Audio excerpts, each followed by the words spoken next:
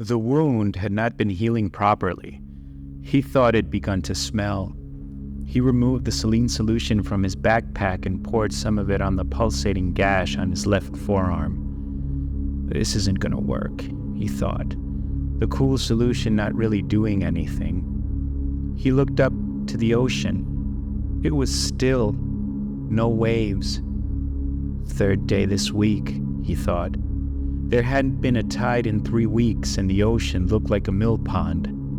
Not even the breeze moved the water. It was as if the ocean had finally died. Without getting up, he looked behind him. The tall palm trees swayed in the soft wind. He wondered if he had the courage to go back into the jungle. It would be very difficult to forget what he had just seen in the dense foliage, of what he survived. He knew he would be retracing his steps back into the mouth of darkness, and he had no light for his path. He got up slowly, turned his back to the ocean, and slowly made his way into the jungle.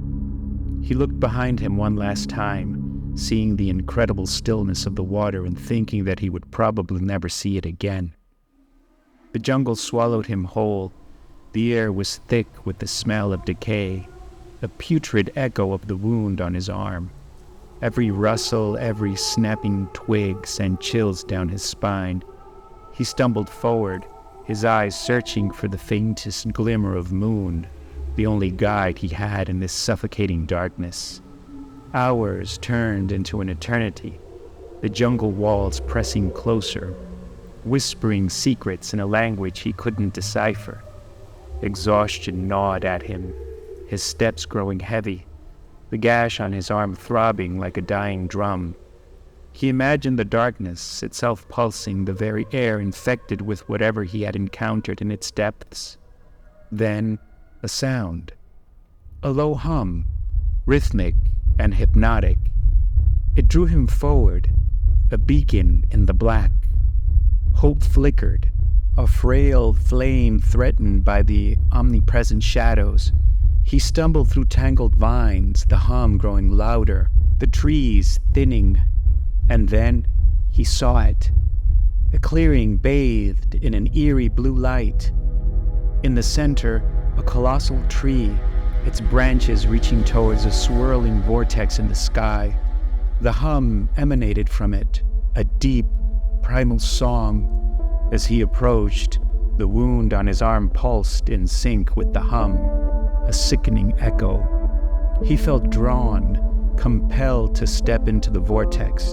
He hesitated, fear a cold hand around his throat. But the darkness behind him felt colder, more suffocating. With a ragged breath, he stepped into the blue light.